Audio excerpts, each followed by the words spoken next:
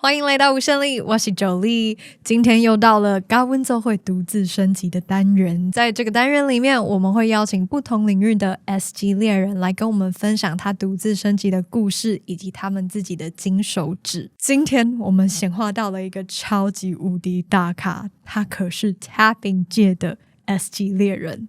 他是国际知名的成功教练以外，他还被《华尔街日报》誉为财富显化权威的大师 Margaret Lynch。 我今天超级无敌兴奋，因为我刚开始接触 Tapping 的时候，我就在研究 Tapping 到底是什么，然后我就滑到他真的是我最刚开始滑到的一个 Tapping 影片，我觉得他讲的超级无敌好，他把 Tapping 解释的超好，大家可以去看一下，我底下可以附一下那个连结。然后我从来没有想过11年前看到这位大师在讲 Tapping， 今天可以有机会显化他来节目上。为什么呢？因为他今年9月跟高宝出版社出版了这个加速财富显化的 EFT 敲打法， and it's so good。 老实说，我真的不是很爱看书，我应该有跟大家分享过，但是这本书各位我真的大推。为什么呢？因为它里面除了有 tapping script 以外，就是教你怎么样你 tap 的时候要说什么，它也扎扎实实的教你所有你在人生中会遇到的显化财富的卡点，同时它也带到不管是人的 personal story， 所以 it's very relatable， 你就会觉得天哪，那根本就是我啊，他讲的 Diane 就是我啊，或是他讲的 Tiffany 就是我啊。除了 relatable 以外，你还可以在里面找到很多觉察练习。我觉得你想要改变人生最重要的真的就是从觉察开始。So I strongly recommend this book。 然后我也想要跟大家带一下，就是大家可能就想说，哦，我是显化小魔女，可能都没有什么限制信念啦。没有，随着我的收入逐渐的增长，我也发现我有不同的害怕跟恐惧开始浮现，不管是因为我的家人也好啊，可能还是有一些根深蒂固小时候的 program 延伸出来的恐惧。各位一定要留到最后，为什么呢？因为Margaret 会直接带我们做显化增加收入的 tapping 练习啊，还有如何快速增加自我价值的 tapping。 Yeah, so it's gonna be real. Get excited. 让我们一起欢迎 Margaret。Thank you so much, Margaret, for coming to the show. You explained it so well. So thank you for existing. So it's such a pleasure to have you here. So before we start, I would love to have you speak directly to the person who is with us right now. How might they feel different if they take everything you're about to share with us to heart? What could really change about their life? Yeah. So I agree with you in that people have infinite potential. And we want to always tap into our potential, right? So I absolutely love the name of your show. And so, or infinite power, right, within us that we can tap into more than we've even seen before, more than we even expect that we might have within ourselves. And so when I left corporate America after 18 years of being an engineer, my goal was to help people tap into their infinite power so that they could be in their most brilliant, positive, enthusiastic, courageous state to make their dreams come true. However, there are things that get in the way of that power coming forward. And I quickly found that I didn't need to help people be more powerful or be smarter or be more courageous. I just needed to show them how to clear away the fear, the limiting beliefs, the old programming, the shame sometimes, right? The shame, the I'm not good enough that we sometimes secretly say to ourselves. And when we do that clearing, I promise you that power, that brilliance, that even enthusiasm starts to come through. And that's when we get to see who we really are. So I would encourage you to know that if you think, whatever you think of yourself and what your limitations might be right now, a lot of those limitations are mental and emotional. And when you clear them, you have seen nothing yet of what you are capable of. So that's what gets me excited. I love that. Just by you saying all those words, I'm just like, yes, that's why you guys have to go get this book, because it literally has everything you need to know about limiting beliefs, especially around wealth and money. I was very surprised when I was reading it. I was like, oh, I didn't know that I had that, because you have a lot of awareness exercises, practices in there, like visualization or journaling or just like feeling it into your body. And I got to be honest, some of it just scares me so much because it's so real. Like you actually feel the fear and the guilt and the shame. So thank you for writing this book. It's definitely going to help a lot of Taiwanese people, especially because, man, Asian people have some severe trauma, I got to say. Yeah. It's funny, but it's not funny, right? Because we really do carry it. And so it's important to talk about it in a way as you just did. And then recognize that under that, and often people do, right? They laugh about their pain, or they're like, I know I just have money problems. And underneath it, we can get more real. And there's a reason that we can do that now that they couldn't do that in the 70s and the 80s and in the early 90s, because all you had was trying to be positive. Yeah, that was your only option. Yeah, I hate to say that, but most people force it. Like being happy is the right thing to do, and they ignore the mess inside their inner system, right? Yeah. And I was just so curious, how did you come about tapping? So when I left corporate America, I left my engineering job behind because what I loved to do was mentor people and coach people and make people the best that they could be. And I struck out on my own as a coach. I was training in techniques because I could see from all of my years of even working in corporate America that there were beautiful, smart, talented people around me. And some of them just would self-defeat in their head. And so they would show up. We have an expression, when you say someone exudes confidence, well, they would show up exuding insecurity.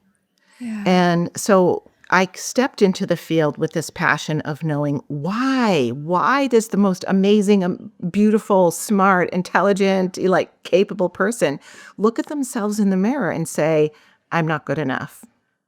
And so I discovered hypnotherapy because that works with the deep subconscious mind as a technique to help find out what is the deeper belief, not just saying I must have limiting beliefs and what are they, but using hypnosis or really just visualization. Like you don't have to think of just like someone hypnotized me, but using the techniques that draw from that field, as Sigmund Freud did, to get deeper information. And of course, when you become certified as a hypnotherapist, you find out very quickly that nobody wants to be hypnotized and people run away from you. And I thought, well, that's not going to be a very good coaching business. But through that study, I learned about this technique called tapping, or emotional freedom technique. And what interested me right away as an engineer is that there is clinical proof that when you tap on acupuncture points with no needles, but we're using acupuncture points, they are electrically active in the body. And I don't know if they even know how it works, but it's proven to work that when you tap on acupuncture points, and then you see in my videos, I use ones that are on my face because you can see them on camera. I mean, you could tap on your ankles if you want. But there's tapping points right on the face because we would put a needle there. When you do that, it turns down the fight or flight, that fear response in the body. And that got me really interested. And so as I started to market myself, I would go to, just in my own town, there would be these meetings that like local networking meetings where businesses are all like giving each other referrals and trying to grow their businesses, if real estate agent, mortgage companies. And those people really had goals. They wanted to make money. And because they were self-employed, they weren't in this big company. If they were procrastinating or freezing or saying, I got to raise my prices, but do I deserve that? Am I good enough? Are people going to get mad at me? If they did that, they stayed poor and their business didn't grow. I remember one of my first, clients that became a friend, she was a very painfully shy massage therapist. She became a massage therapist in her late 30s and had always been in a job. And she was so terrified to do public speaking that she couldn't grow her business because she would freeze up and she would stand up to say, I'm a massage therapist, and she could barely talk, right? And so she knew, I have to pay back this massage therapy school. And my partner, her husband was like, when are you going to make money? And she couldn't, right? So for people that are self-employed, I found, if you can't take the action with confidence and actually charge, I found people weren't even charging. They were so scared. They would be like, I'm just giving out freebies and I'm giving advice, right? That costs you money. So I started to help those people, and those people are this book, okay? But let me be honest, this book is also me. Now I'm on my own. And I have to market myself. And I'm hearing all of my self-doubts. And I'm waking up going, this is never going to work. Who's ever going to hire me? Why would they pay me that much money? And so I was discovering my own blocks because I had always gotten a paycheck from a company. I didn't have to think about my value every day. So I was like, oh my God, every day it's like trying to get a job and saying, yes, you should pay me. I will help you. I'm amazing. Because if you don't have that belief in yourself, you're exuding insecurity. Why would someone hire you? Because you don't even believe in yourself. So in this book is also my personal journey. In some ways, it was very revealing when it came out because I'm like, this is like my personal tapping. And if people figure that out, they're going to be like, this woman has just as many fears about money as us. Because some of the things in the book, it's like that's what resonated with not just my clients, but with me. Right? Like what the family paradigm around money and those rules about how much money is good to have and how much money makes you a bad person, for example. So it really kind of unfolded and came together. And because I'm an engineer, my brain works different than other personal growth people or therapists who go into personal growth, psychologists. My mind works more like, let's find a tool that works, and it has to work measurably. And so I started to synthesize these tools, and people would hire me because they heard me saying, are you procrastinating? Are you getting stuck? Are you freezing? Wait, when you need to be confident. And then they were kind of who I experimented on to figure out. And I just kept learning from those people. I just kept, like the 5 kinds of money I talk about in the book, I learned that from working with people and seeing how they reacted in groups and in one-on-one private sessions.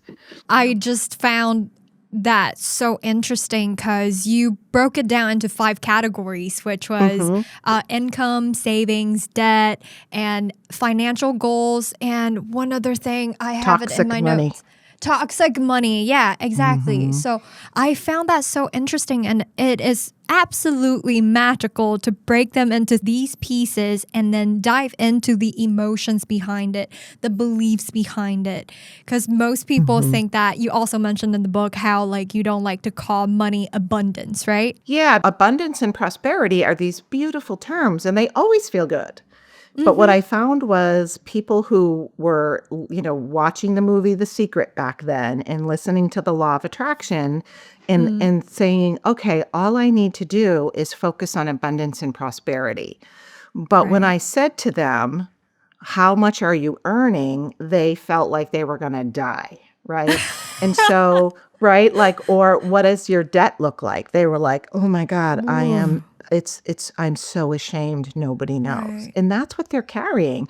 So to me, being positive, my analogy is if you have a cupcake and it is moldy and rotten and you put frosting on it.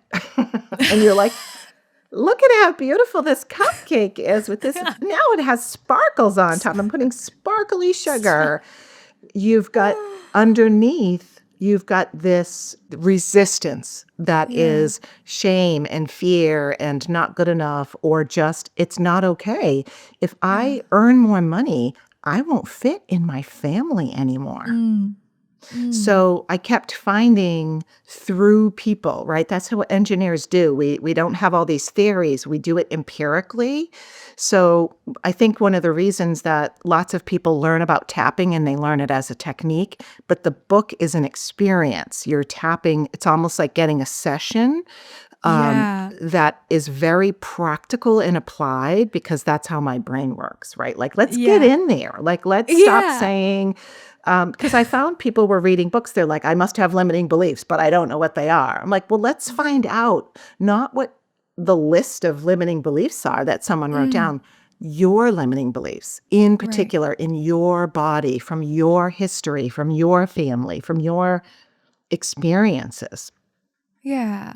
Can we quickly talk about your superpower? Because one of the coolest thing I read in one of your articles was that you said that your gift is like having an X-ray vision, being able to see through the fears and limiting beliefs around money. Could you tell us more? Like, I would love to know.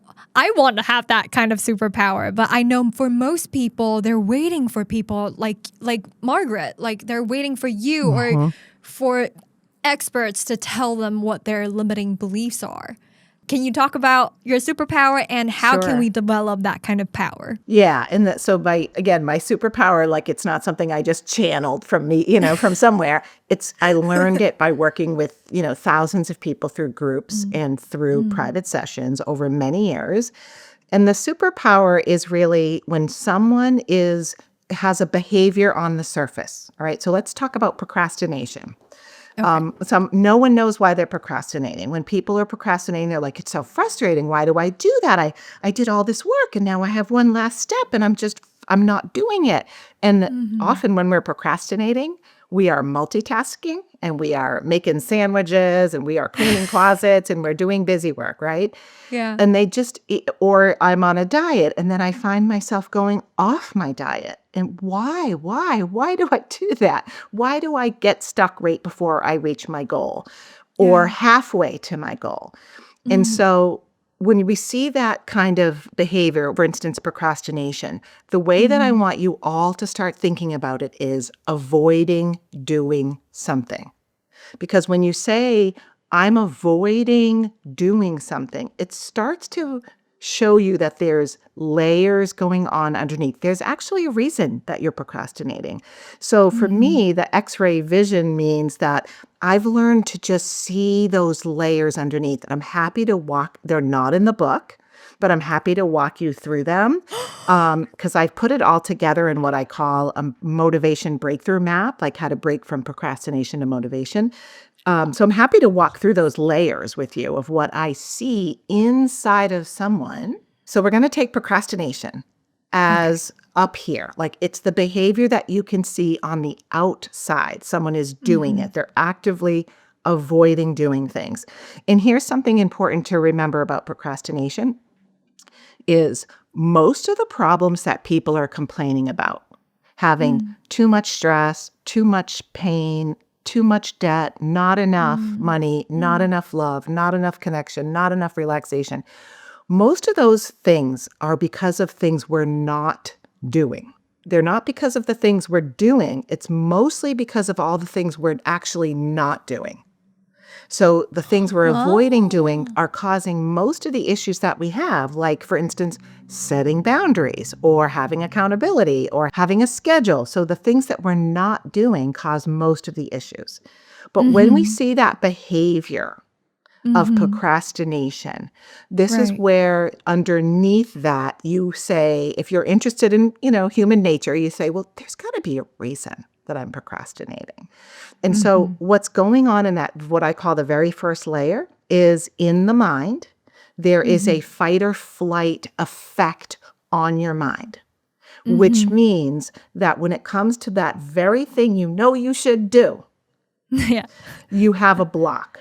In the fight or flight effect on the mind, when the mind is in what's called the stress response or the fight or flight, which, you can Google and read about that all year long.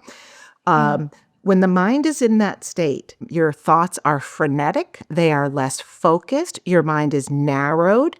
Your prefrontal cortex is offline. And so just at that mind level, when we think about the goal or the action we could take, people often just go, I don't know.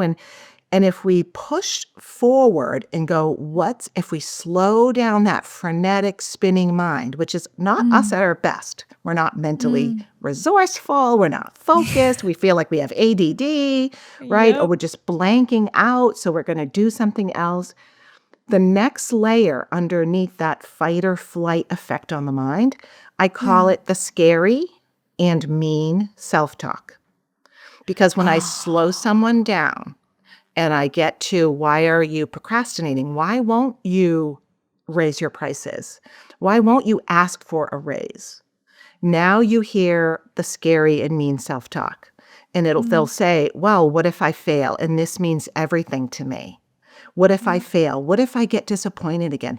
What if people don't like it? And here's the most common one, Jolie, right? What if people say, who do you think you are? Oh my God, yes. That comes right out. And so that kind of a talk. So now imagine I say to someone, so every time you think about raising your prices or asking your boss for a raise, what goes through your mind is, what if they say, who do you think you are? What if they're mad at me? What if I look like a fool? What if I get totally disappointed? And you know what, Margaret? I tried this once before and I got totally disappointed and I can't go through that again. And so the scary and mean self-talk is part of the fight or flight. Your mind is in threat detecting mode. It is only thinking like, what can go wrong? What can go wrong? What's the worst case scenario? Yeah. And so underneath that layer is another part of the fight or flight called, I don't want to feel that. And that's why I'm avoiding, right? So part of the fight or flight, which is such a human, like this is what made us survive, right? Because the fight or flight means you're here today because your ancestors were like on alert all the time, right? And so the most hyper vigilant, alert people scanning for danger survived. So it is built into our body, our brains, our amygdala to be threat detecting mode. But in this modern day, we hardly ever need to run up trees, right? Because a tiger is chasing us. It's emotional and it's psychological fear. Your body doesn't know the difference, okay? Now, when people feel all of this fear, the mean part of the self-talk, I said scary and mean self-talk. So scary is like, what if the worst thing happens? What if people are mad at me?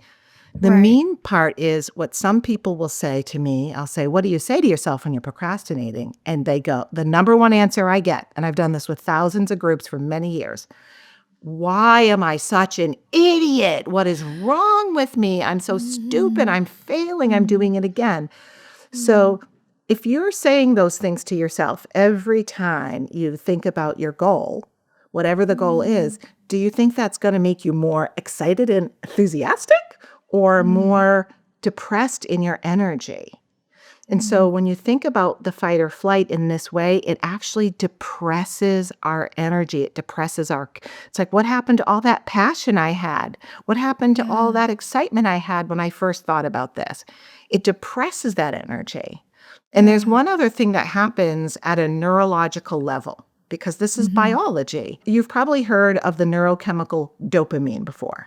Right? And so dopamine there's a part of our brain called the nucleus accumbens.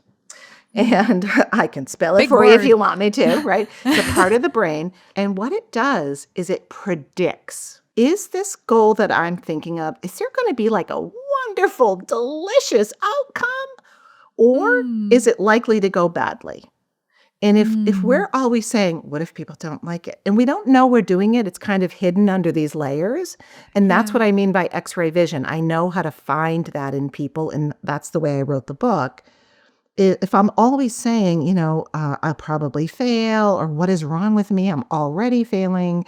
That part of your brain is like, that thing is going to be painful, and we won't have any dopamine. So at a neurochemical level, people are like, why am I procrastinating? It's like everything about that action that would lead you to more money is being pulled back by your body. And we don't even know it. We're just mad at ourselves. So if we keep going down that X-ray inside of someone, underneath that layer, that's part of the fight or flight. That's like, I don't want to feel that. I'm just going to be up here and spin and spin. And I don't know what to do. Like the way you see someone when they have fear of public speaking, right? They look like this. That's that fight or flight. Underneath that is the painful, actual messy feelings. Because underneath that is, I'm so scared of failing. I'm so scared that someone's going to be mad at me. Or I'm still angry about something that happened to me 10 years ago. My money would be so much further ahead, right? In the book, I talk about the financial trauma, right? Is that something happened to me and I still am so angry about it that now I'm trying to ask for a raise and that's still living in me. And that's where tapping is so powerful, because what does it do? Turns off the fight or flight. And when people start tapping, often they feel emotional. They're like, oh my God, I was tapping in your book and then I was crying. What happened? And it's because all of that starts to, like the fight or flight comes down, the emotion comes up and moves out. And what's left behind is no fight or flight in the brain. Means we're actually smarter humans because we're re-evolving ourselves to our prefrontal cortex instead of going backwards to like cavemen being like danger everywhere. We come back to our brain, our prefrontal cortex, and it's like people will say, actually, I just had a really good idea, or I just feel like it's possible now. I feel more excited, and that's coming through the system, not putting frosting and trying to be positive over these actual feelings that I have. And, you know, back in the day before tapping, there really wasn't a way to do that. So you had talk therapy and you had, this is what you had. Stop thinking that thought, Jolie, because it's negative, right? I hate it. And it doesn't really work, right? No. And so when we get more real and we say, oh my God, I didn't even realize I was still carrying all this grief or all this fear, we can move it and then feel differently on the other side of it. Because that's where your brilliance is, right? Exactly. That's where your infinite power is like my brilliance, my inspiration, it's coming back. I just wish more people, I want more people to know about this book, because I was just imagining people reading this book, because while I was going along with the tapping script, right before I left the house, I was tapping. And I almost just like bawled my eyes out. And I had to be like, no, Jolie, not right now. It got me so freaking emotional. And I'm just pretty sure that people are going to wet this book really fast. Yes. It's such a powerful book. And okay, so to organize all that, to summarize the tapping motivational map, is that what you call it? Yeah, I call it the motivation breakthrough map. Yeah. Motivation breakthrough map. And it's just kind of like looking through those layers. Like there's the painful feelings that are underneath that we want to move up and out. And then on top of that, there's this, like, I'm trying not to feel those painful feelings. Don't talk to me about this, right? That's why if you see someone procrastinating that you love, and you say, you know what you should do often, they're like, don't interrupt me. This is the way I do it, right? And that's because you're getting the fight or flight, right? The fight or flight. You're getting someone who's like, I don't want to feel what I have to feel right now.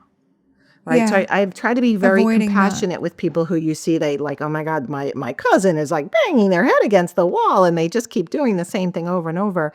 The fight or flight of, I don't want to slow down. I don't want to feel all of this fear that I have. It's very powerful. Right. And so that's where sometimes people may push you back if you're like, I have an idea. And they're like, this is my way. Right. Like, you don't understand. I'm going to do it my own way. It's because of that fight or flight. It's a fight or flight. It's so interesting. From now on, I'm going to be like, oh, it's a fight or flight. Yeah, it really is. It really is. So if they want to, I was just so curious if they want to use this map can they use this map on themselves as well? The map is built into the tapping already, right? So the way that I create the tapping scripts and the experiences in the book are informed by that. I love one of the very first exercise I saw in the book was acknowledging the emotions behind how you feel about money. I love every visualization techniques that you're using in there because it's so fun, but at the same time, so scary. And emotional. Yeah, it can be very emotional. You definitely have to do the tapping because if you do the exercise and then you don't tap, it's designed to bring up what you're saying, like bad, hard feelings. And so you don't want to skip over the tapping part because that's the healing. For sure. Because I've been guiding through people. I actually have been taking tapping courses ever since I entered the world of tapping. And I've been telling people how to tap and stuff like that. And they would tell me that I have been having nightmares. Like, what is happening? And they're blaming it on tapping. And I'm just like, no, it's because stuff is coming up, right? Right? Yeah. Okay. It can allow something that has been pushed down for a long time to start to process. And so I do believe that in our bodies, in our system, there is a divine intelligence. So when we tap and we say negative words that are resonating as true, like the truth is I'm scared or I think I'm not good enough, it doesn't instill the negative. It helps it move out and it won't feel as true. But yes, it's where the goal here is not pushing positive down. It's allowing this liberation of emotion and pain so that we can be free of it, but we can also understand it and go, wow, I find that people have so much more self-compassion when they say, I just realized, like, the reason I'm procrastinating is because I understand it now. Like, I've been really scared. I was told my whole life, you'll never amount to anything. And now I'm trying to put myself out there and I get it. I'm actually scared and I have more compassion for myself. And so, yes, dreams can be part of that. But again, you want to come back to the goal. It's not to push things down because when we push things down, we can't just push one thing. We depress passion. We depress our self-belief. We depress our courage. And that's part of your power, right? Part of your infinite power is to have all those energies in you. And at times, as you said, there's times when a superpower is like, I can't feel this right now, right? That's one of our powers. But when we're being passionate, if we're trying to find our soulmate or trying to get a job or get a contract, we want to be in our passion. We want to say like, and I really do care, right? This is who I am. And so we want that coming up. And so with tapping, I always want people to think of it, you're letting these things come up and you're also listening and going, wow, I didn't even know I was that sad. And now I've liberated it. So it is, we call it the liberation channel. And when that comes up, what comes up behind it is, I feel a new excitement. Yeah, because we clear that all up. Yeah. I always like to say that because I talk a lot about positivity and stuff. So most people would be like, how do you stay positive 24/7? I'm like, I don't. I use tapping. Because I always like to say that when you suppress all those emotions, it's like you're constipated. You're literally constipated in your body. Yeah. Right? You're stuck. And people will say, I feel stuck in my life. And it's, constipation is a good analogy. Right? Yeah, because it's stuck. Yeah, I always like to tell them to just tap it out. You got to tap the poop out. You can't ignore the poop. That's right. It's right there. And it smells all the time, but people tend to ignore it and be like, it's fine. It smells great. So I would love for us to have some sort of experience with tapping if they can, because I know, because Taiwanese people, they tend to get pretty skeptical about things that they don't know about. Can we go through a 3 to 5 minute tapping exercise that you guide people through, Sure. especially around money? Yeah. So early in the book, I talk about like, let's just get a sense of how do you really feel about money? And so, I want everyone to know that, first of all, this takes courage because in this little exercise, what you're going to allow yourself to feel is some of the worry and fear that you try not to feel all the time. Right. But the goal is to diagnose that first and get a sense of how intense it is. And then we can use tapping to bring it down a little bit. And so what we're going to use is the SUD scale, the scale of 1 to 10. How does it feel? How true does it feel? So if we're going to use money, here's what I want everyone to do. I want everyone to, let's talk about one of the biggest pieces of money that we have in our life is our income. Right. So I want you to, at home, no one can see it, write down on a piece of paper how much you're earning per month. And I say per month because we usually know what our monthly bills are, right? We know what our mortgage or our rent is. We know, we know what our monthly expenses are. And so think about, this is how much I earn per month, and write it down on a piece of paper. And it's and some people say, I don't even know. And it's like, well, you need to at least guess, because we're so afraid of looking at our money, right? Yeah, we and really so are. When you write it, I make people write it down and look at it, because writing it down is triggering. I would have to write down something like, I earn this much a month. Yes. And then just looking at it, I want you to notice if there's a feeling, already a thought process, looking at it going, it's not enough. And so if it feels great, then, you don't have to do this exercise, because you're not going to have any pain around it, right? If you're like, I earn plenty, it's great. I have a great money vibe, right? That's okay. But for some people, they'll say, oh my God, Margaret, not only is it not enough, like it's not even close. So I want you to test right now, because we're so used to trying to be positive. Say out loud for yourself, it's not enough. It's not enough.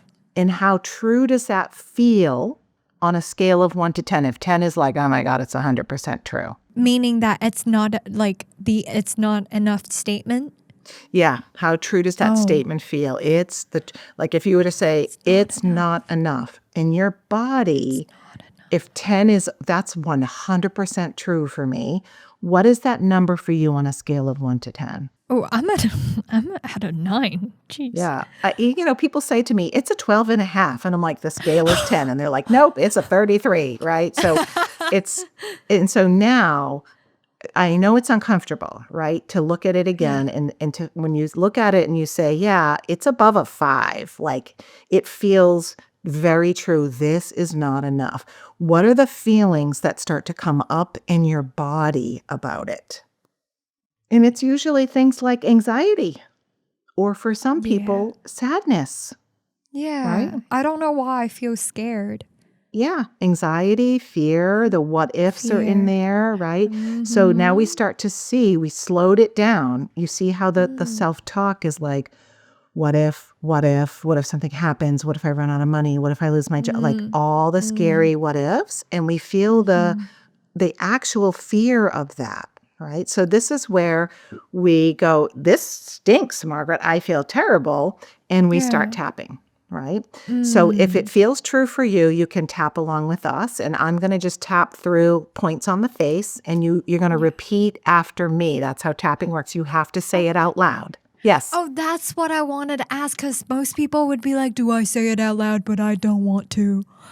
You have to say it out loud. You have to say it out loud. You're getting it out of your head. We say things inside of us all the time. And that's the important piece, is that yes, there's a side of me that's positive. I get it. We have lots of sides of us. We are not one person.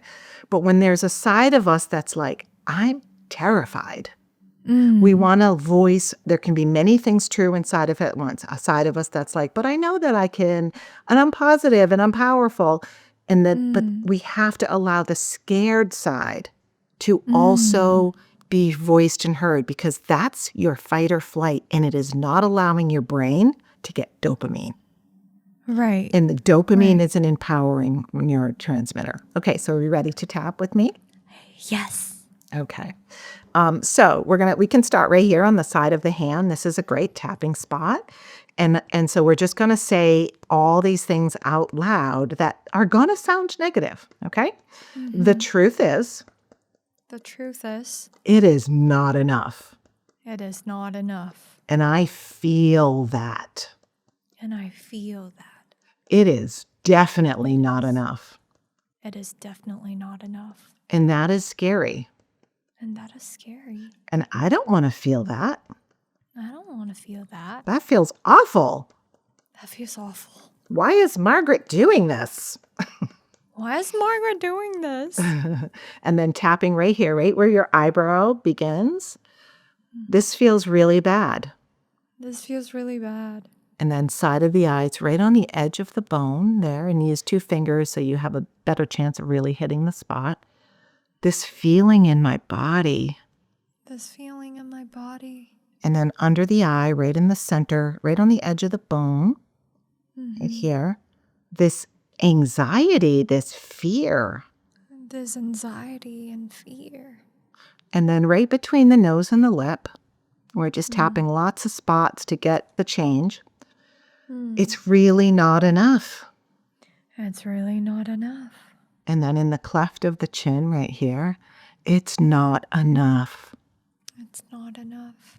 And then on the collar, just under the edge of the collarbone, we could do 2 sides at once or one side.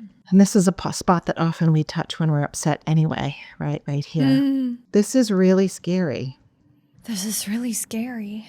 And there's a lot on the line for me. This is really important. The center of the top of the head. It is not enough. It is not enough.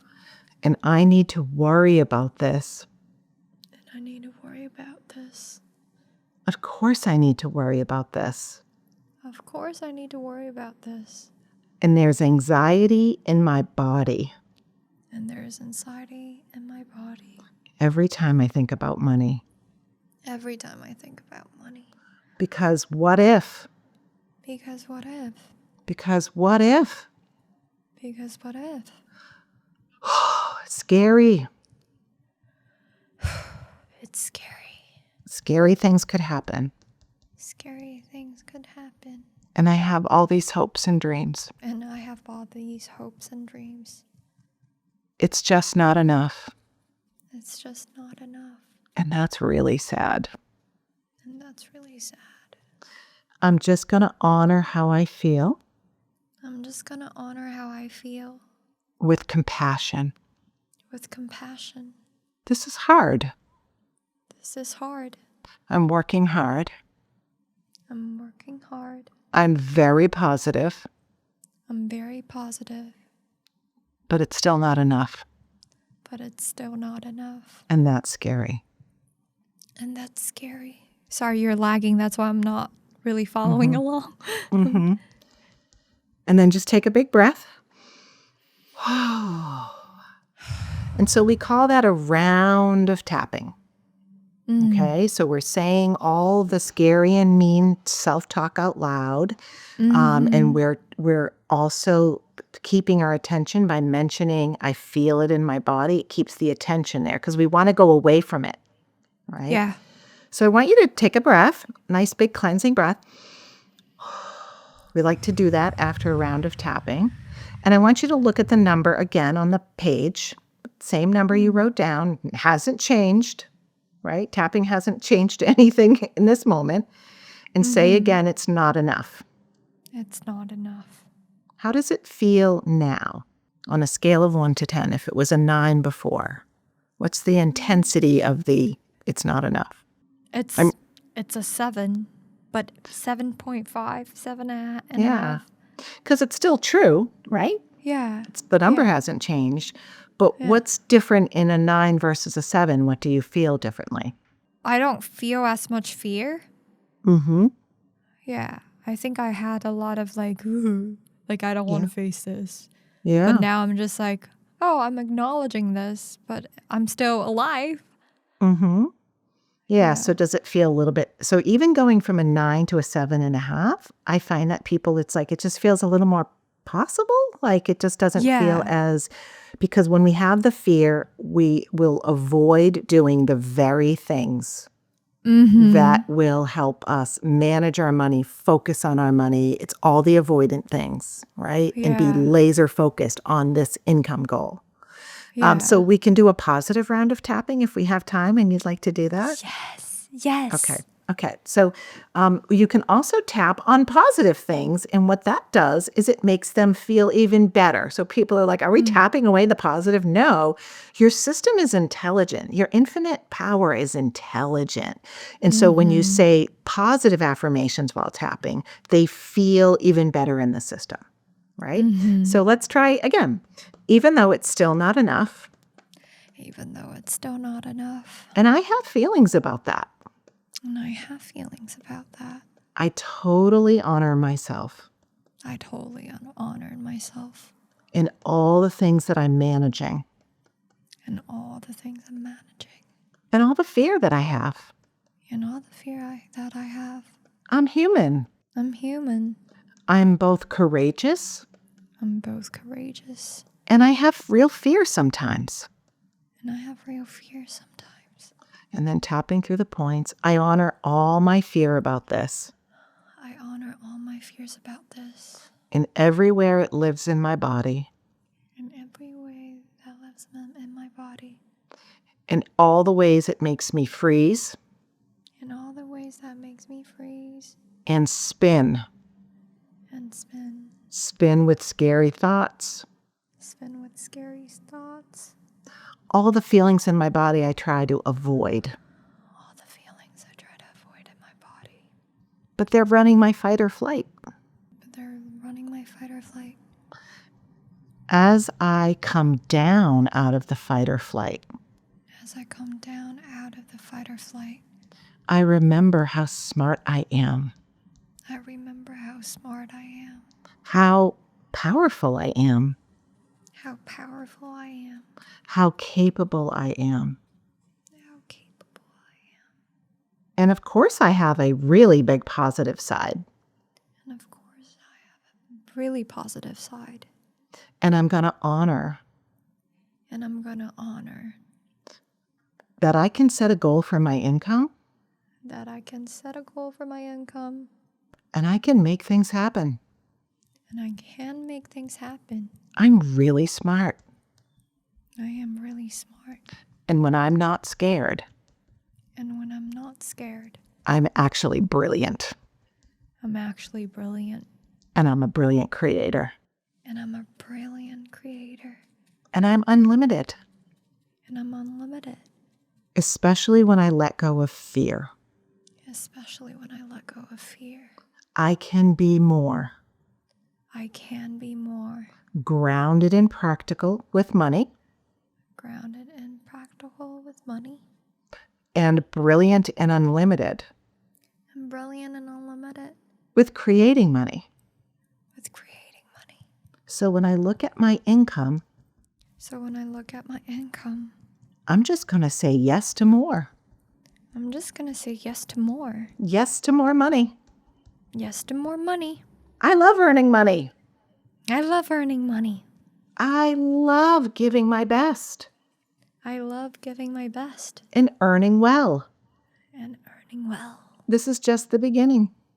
This is just the beginning. I'm saying yes.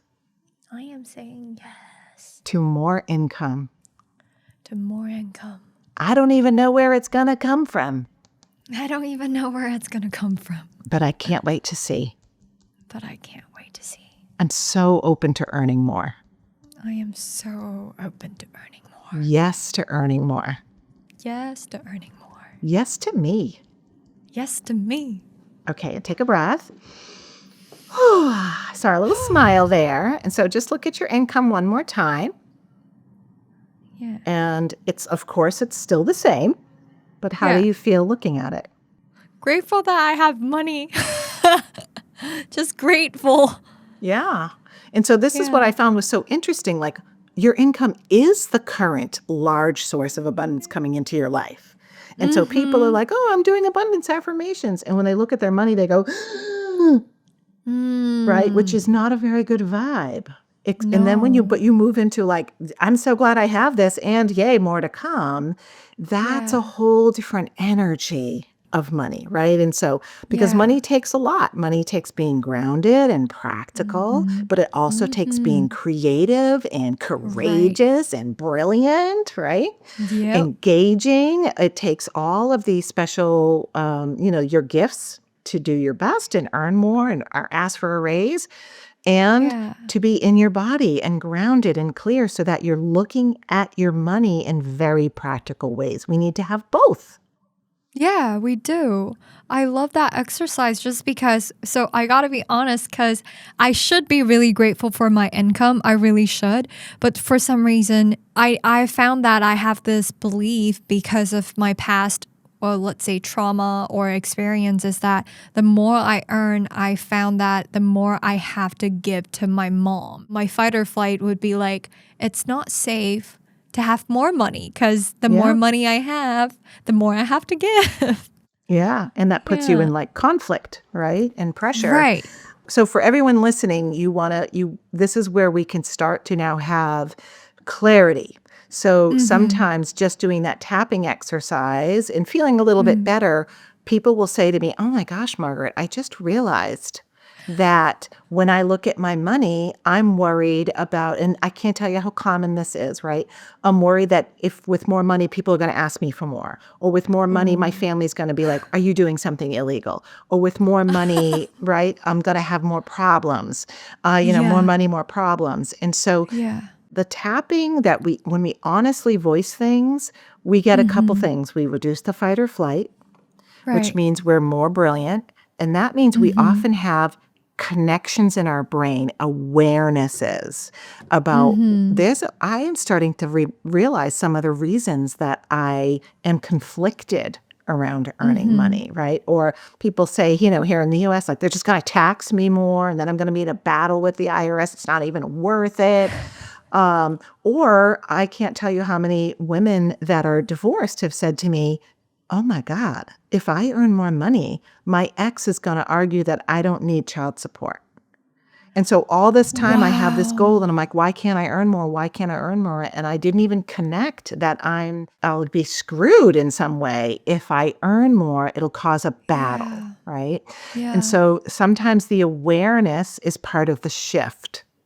So notice if you're having like I think I just discovered something in your own money energy. That's very common as well. Thank you. That was so powerful. And I know that most people are impatient nowadays, especially with social media going on.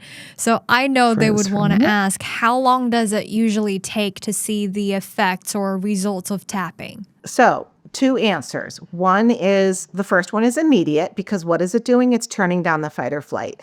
And I know that in the book there's scripts and we're going through all these points, but if you are finding yourself, for instance, procrastinating, you can just walk around your house and go and saying, I don't want to do it, I don't want to do it, I don't want to do it, I don't want to do it. You can do tapping very simply, right? I call this the hack, right? Biohacking myself.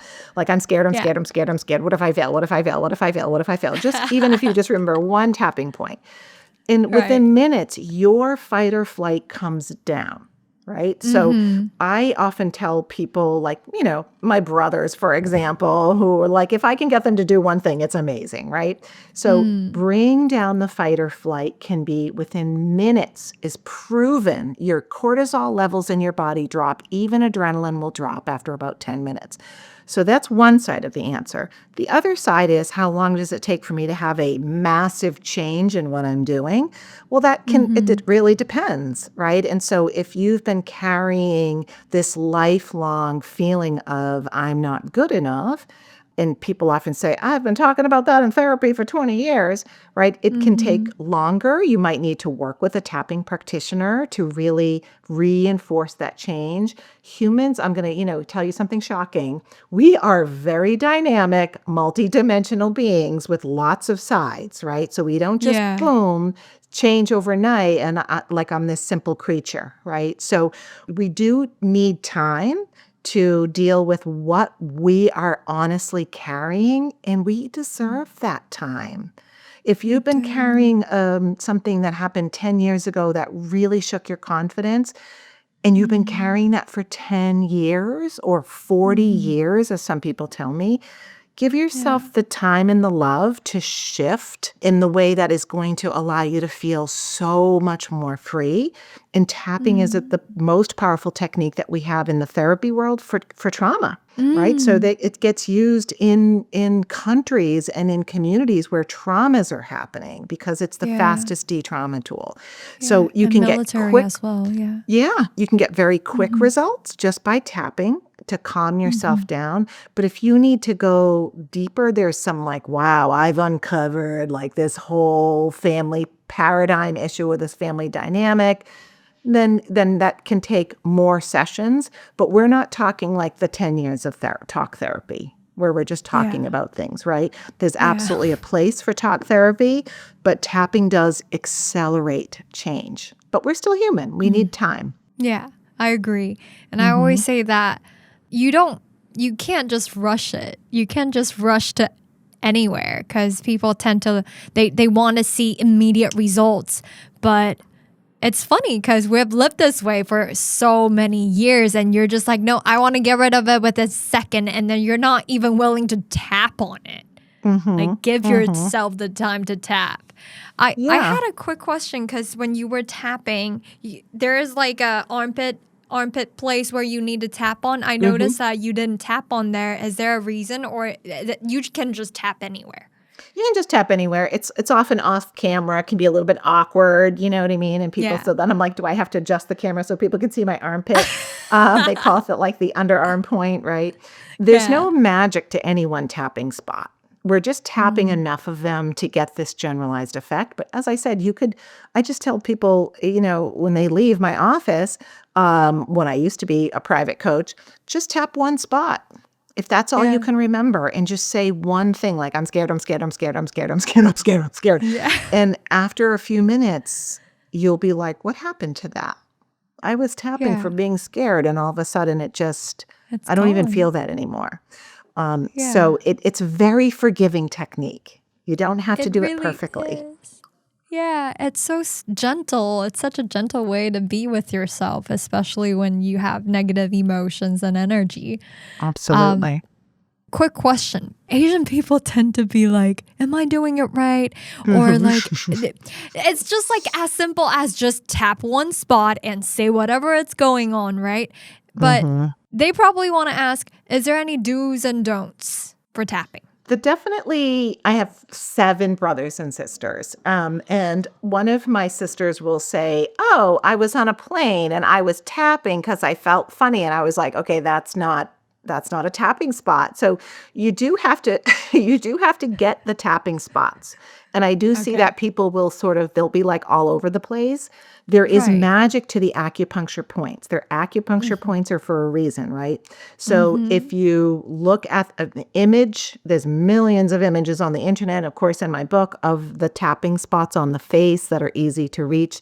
I often do that hand one because you're definitely going to hit 2 tapping spots here.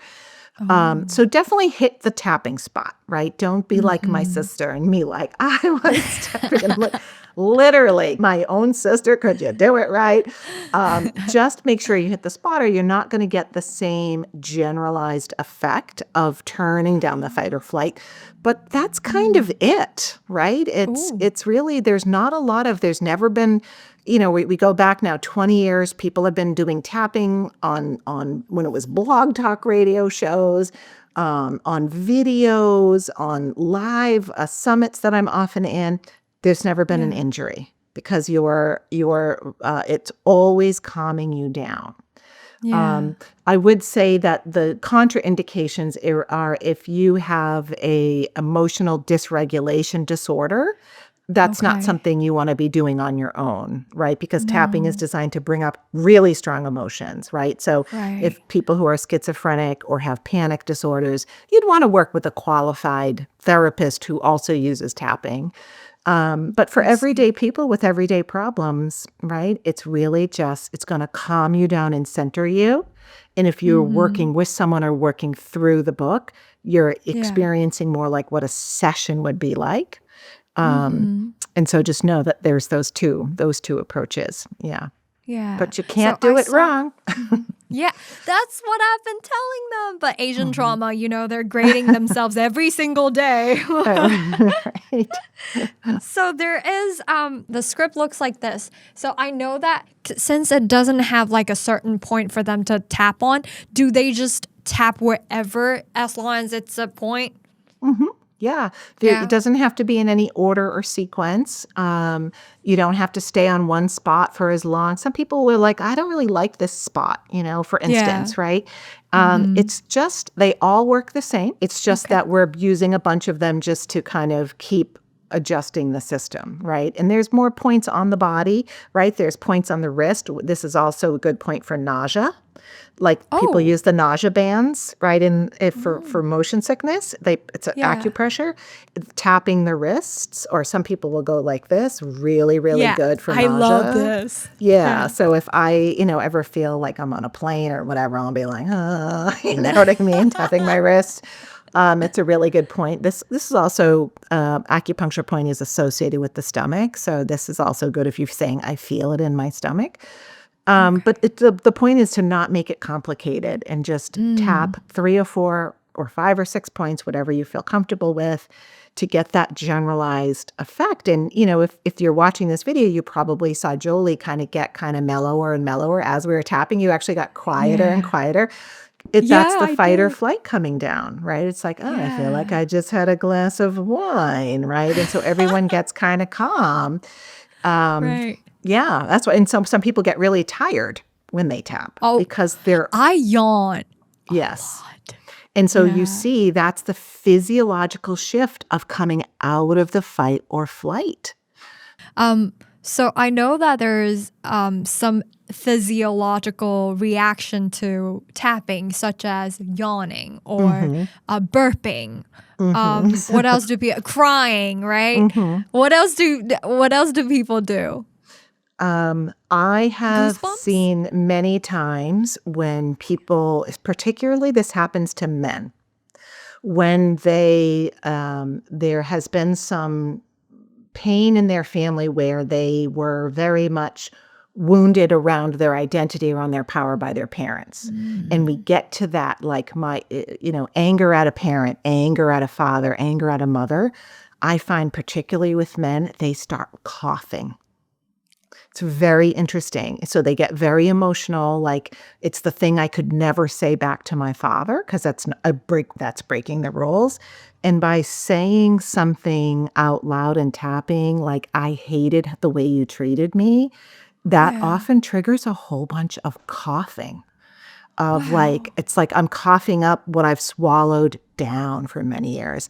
So that's a reaction that I have also seen mostly with men, is that it's like, so much anger is stuck in me. And as I voice it, coughing comes out.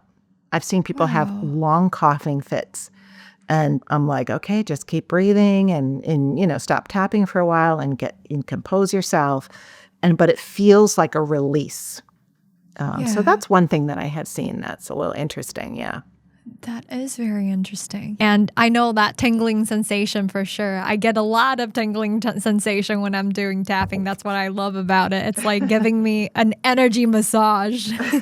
Yeah, it's a lot of energy moving. If you think about it, emotions are energy. Yeah, exactly. What about the most, okay, I know we have to end, but then I don't want to let you go. I still have so many questions. Okay, final 2 questions. One is, I would love to hear about the most transformative stories ever. Like, what's your favorite? I know you have a bunch in there, but what about the most memorable one? Yeah, some of the ones that were really memorable that I talk about, I remember working with a man who was, we call it boom and bust, where you create, you do this massive amount of work and you create something amazing, all of this money, all of this success, and then you destroy it all, right? So there are people who, sometimes we see this in celebrities, that self-sabotage, where I create, and then what was I thinking? I destroyed my own, I went into battle with people, I stopped working. And so this guy had done that a bunch of times. And what we discovered was his relationship with his father, who was an alcoholic and never gave money to his mother, so they had a really hard upbringing. He had so much anger at his father that he vowed, I am never going to be like my father. And so I'm going to create this success to be nothing like him and to prove him wrong, because what he did was wrong. He left us behind. He didn't pay my mother for child support. He wasn't a father to us. That was underneath the story of what he had created in his life. Because when he came to me, people back then when I was working as a coach, before I was training people, often they would come when they like, I've tried everything else. Yep. And so he came because he had built this incredibly successful business and then through his own self-sabotage destroyed it. And over time realized he had recreated his father's life, because now he was the one divorced. He was the one with no money. He was the one not paying child support because he had nothing. He was the one too ashamed to see his kids. And so he came to me in such an upset state because he was like, I vowed never to be like my father, and now I've become my father. And so these cycles are so painful because when we're creating something with an edge, right? I'm never going to be like you. That's not freedom. And so with the tapping that we did together, he unleashed such a torrent, and yes, the coughing was happening, of anger at his father, and then anger at himself for becoming like his father. And the first thing that often changes with people is they have compassion. He just was stunned. He's like, I never connected all of that anger and that hurt that I've been sitting on for 45 years with me unconsciously creating my life and then finding myself right back to this battle with my father. And so when we create from unknown pain, when we create from anger, when we create from vengeance, when we create from terror, we always end up cycling back to the very thing we never wanted to happen. And that was how he was able to get free of this issue. And so instead of continuing to careen down that path of self-hatred, which leads to only bad places, he was able to start putting it behind him and creating anew. Now, was that one session? No, right? That took sessions. We got to things that he'd never been able to get to in talk therapy before. But the stunning thing for him was how much he recreated his parents' paradigm. And that's what I found in the money paradigm with parents. It's like, this is exactly what I didn't want. And now I'm literally living my parents' life, right? I don't, whatever it is, I'm not earning enough and I always feel aggrieved, or I have all this debt and I'm trying to catch up. I match my parents' emotion if they were always anxious about money. Because when we're young, our nervous systems and our brains are just absorbing emotional information. So we're not going like, I'm 7 years old and logically I know that you can manage money better and I'm not going to be limited. We're just receiving. Money means fear. Money means supplies are running out. Money means people are going to take it from you. And I have received that message over and over and over in an emotional way in my nervous system by seeing the expressions on my parents' face, feeling what's in the house. And so what we tend to do unconsciously, it's why I'm so passionate about it. It's like, know what your paradigm is unconsciously we recreate, many years later, different time, different job, different income, different skills, different era of our lives from our parents, but it feels the same. I feel powerless, just like my parents did. I feel like it's never enough. It's a pittance, just like my parents did. And so when we recreate our family's paradigm, it's often shocking to make the connections. So the exercise we did earlier about looking at your income and seeing how you feel about it, does that match how your parents felt about money? Does that match how your parents felt about their income? right? Did they feel sad, powerless, anxious all the time? Because the part about the money that is so interesting to me is I'm saying that you are creating your money based on the paradigm that you learned to be anxious. You're not looking at your money and saying, I'm anxious because of what it is. It's actually the reverse. The fear that I've had in me my whole life that I've never really had to, be conscious about, that says it's never enough. I'm recreating my life based on my nervous system about money. Because how can we be in a totally different era with different income levels in a different world, yet feel the exact same way as our parents? Yeah. And then the people who say, I'm never going to be like that, they tend to build, and then something happens and they go, oh my God, I feel exactly like my parents. And so the paradigm that we have unconsciously, it's like pulling our strings.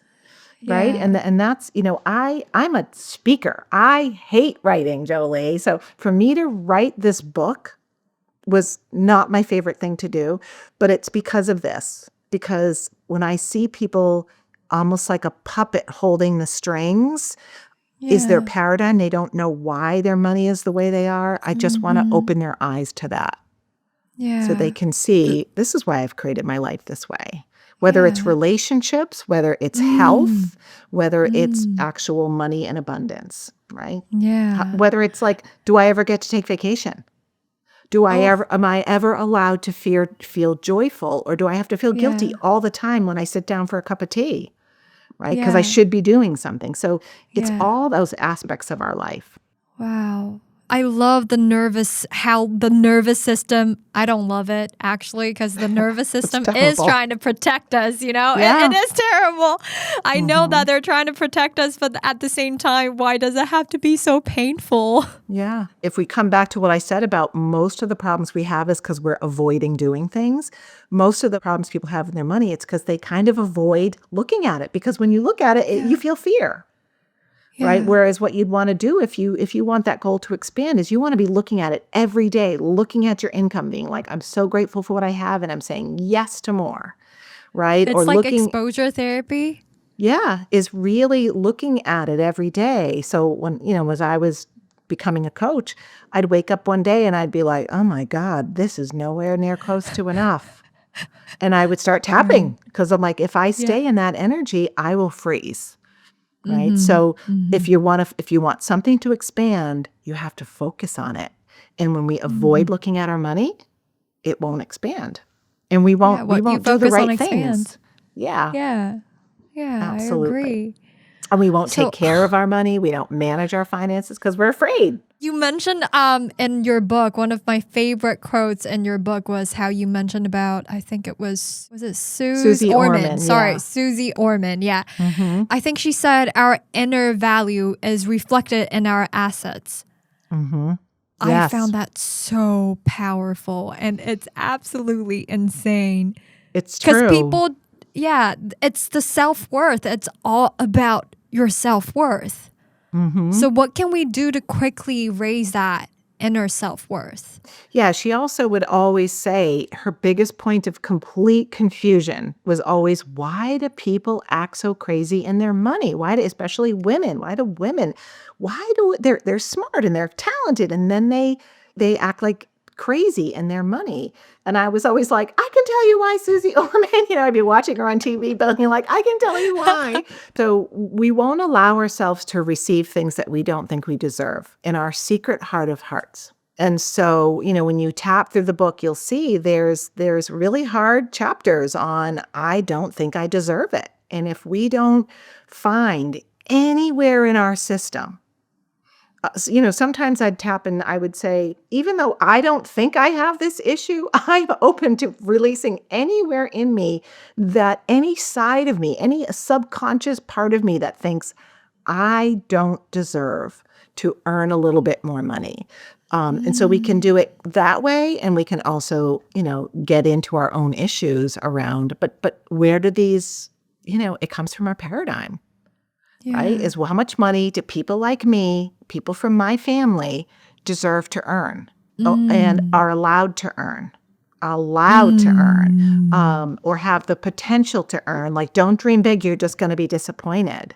Exactly. Right? So all of these things come together when it comes to how we earn money and then also how we take care of our money. Yeah. When we discovered that, well, what's the next step they can take if they want to, well, not say instantly, but I know they want an instant raise of their value. What else? Do they just like tap it right away when they find out their limiting beliefs, such as I don't deserve to earn more? Yeah. I mean, the short thing that I would give you to tap on that, because that can be a deeper dive session because there's real stuff underneath, right? But if I was going to tap on it on a short way, the way that I would do it is I would say, there's part of me that says, I'm not good enough. I'm not good enough. I'm not good enough. I'm not good enough. I'm not good enough. I'm not good enough. I'm not good enough. I'm not good enough. And I just say it over and over. And then I like to say, blah, blah, blah. I've heard it all before. And what that does is it helps us, especially while we're tapping, to separate that voice from me. So when we say it over and over and over, it starts to lose its charge. It starts to feel less true. And then I like to just, if I'm doing this quick, I'm going to say, blah, blah, blah. I've heard it a million times. Blah, blah, blah. Right? And sometimes that's it. People are like, oh my God, I feel better. But then after that, if you're doing a quick tapping, what pops into your head that's positive? What pops into your head that you could say, and I love, right? And so for me, it could be, blah, blah, blah. I've heard it all before. Not good enough, not good enough, not good enough, not good enough. I'll take a breath, and then I'll say something like, I love crushing my goals. Because I do, right? Or I love getting things done. I love being powerful, right? I love being me. And so I'll go to something that is I love. And it's usually related, right? But it'll pop in your head because the I love is just a whole different energy. You start to feel excited, like I just need to go do, I gotta jump off my chair. And so the fast way, like a tapping hack, is to just say the thing, I'm not good enough, I'm not good enough, I'm not good enough. And then call it out. Like, yeah, blah, blah, blah, people in my head, blah, blah, blah. I heard it all before. And that helps us to separate because when we hear it, we think it's true. Yeah. Separate it out. And then anything that feels positive to you, like, because usually something pops in, like something I like, something positive, and then just say it. I love getting stuff done. I love kicking butt. I love being amazing, right? I love saying yes to money. Yes, yes, yes, right? So anything that, again, one spot, a couple of spots, and a few choice phrases. Okay, like positive phrases, right? Yeah, though if you skip the positive part, it still works because just turning down the negative and it just doesn't feel as important anymore to say in my head a million times will shift people. They're like, even the negative tapping, I was like, oh no, that doesn't feel true anymore. And that's what I love, when the negative thing that we're saying to ourselves doesn't feel true anymore because I've said it enough. And I'm like, really? Yeah, we definitely have to do tapping so that we stop identify ourselves with our limiting beliefs. And last but not least, Margaret, what's one piece of advice you would give to someone who's trying to manifest more wealth but feels completely stuck right now? Yeah, that's such a good question. My advice would be to first take a breath and put your arms around yourself and just acknowledge this is hard. This is hard. This is hard. This is hard. I feel stuck and it's hard. I feel stuck and it's hard. And just giving ourselves a little bit of compassion. Right? Sometimes right away people start to like, I know I'm going to cry, right? But just start with naming what is, because compassion is what is going to propel you into your dreams, not beating yourself up and not being stuck in your fear. So to me, the first step is just acknowledge this is hard. This is scary. I'm scared and I'm going to give myself a little bit of love and compassion for that. The next step would be, where is that fear? What am I afraid of, right? And that's what the whole book is designed to do, step by step, is like, what am I so afraid of? And then take another breath, do a little tapping, take another breath, and just really be present with that. And know that without the fear, yes, we have to live in the practical world, but there is so much more to you than your fear. There is more brilliance than you've ever seen. There's more courage that can come from you. And there's more passion. So for me, step 3 is like, do I really want this? Right? So acknowledge the fear, acknowledge that it's hard, and then come back to, do I really want this? This goal that I have, this place that I want to be. Do I really want it? And if the answer is yes, then what am I willing to do? Because it does take courage to do tapping, right? I have people chicken out all the time. They're like, I don't want to feel those feelings. It takes courage, right? So what am I willing to do? Am I willing to give myself compassion? Some people are like, no, I can't. Yeah. Well, you have to grow your compassion the same level as your ambition. And so what am I willing to do? Am I willing to have the courage to push, to do whatever I need to do to push through my fear, whether it's tapping or something else that you love to do? And then what am I willing to do as far as courage? I was terrified to make video. I swore I would never make a video. I hired a company to do, way before the book, to do like a launch of all of this work at an internet product. And I signed a contract with them. And I said, but I want you to know I'll never make video. Literally. What? Tried to self-sabotage myself because video is what put me on the map back in like 2009. And so I had to sit down with myself because they were like, actually, we're doing this all video. And I was like, actually, I want to murder you. But I had already written the check. And so I sat down with myself and I did exactly what I'm saying, right? And I tapped. But before I tapped, I went through this process. I said, like, I feel totally stuck and I'm angry and I'm scared. And honor that in myself. And then, do I really want this? Yes or no, Margaret? And I was like, yes, I don't want to feel stuck anymore. I know this is my next step. Then what am I willing to do?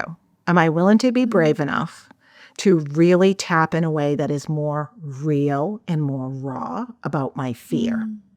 Because doing it on your own is harder than someone helping you, right? So it's kind of hard to really say, what's my fear? And then once I tapped, I was like, I felt calmer. And I'm like, okay, where am I willing to bring more courage, more charisma, more preparation? And then I felt that rising, like, kick butt. You know what I mean? Like, I looked at myself in the mirror and I'm like, do it. I'm not afraid. Like, but I had to go through that process because I didn't even know I was afraid. Yeah. So what am I willing to do?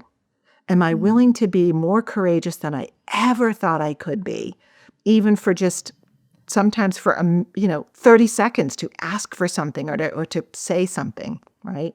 Yeah. Because sometimes we just need that courage for a few minutes. Yeah, just for a few minutes. And that's never what I love know. about. You never know where it's going to lead. Yeah, never tap, never know. Yeah, that's a good line. Yeah, right? Yeah. Yeah, I think, especially with tapping, I think it's all about, are you willing to be more gentle and more compassionate and also stay curious, asking yourself different questions, and obviously going through these exercises, they're going to get emotional and scary, and you might get chicken out, but it's so worth it. Yeah, it is. It's a game. The tapping is a game-changing technology, really. It's like reaching inside yourself and being able to turn down your own fight or flight. So it accelerates the process if you're willing to use it. Yeah. So I would love everyone to experience that. Well, I will for sure promote the shit out of this book. Sorry, excuse my language, but this book is everybody's new Bible. I will for sure let everybody know about this book. Thank you so much, Margaret, you're welcome. It's been a joy to be here with you. I had It's such a great time. I don't even want you to leave. I wish we could talk for hours, but I know we had to go. And thank you, everybody, for coming to the show. Is there anything else that you would like to add in? No, I just feel very blessed that you brought me into this audience. So thank you so much. Well, have a good day, guys. Thank you for watching the show. We'll see you soon. Bye.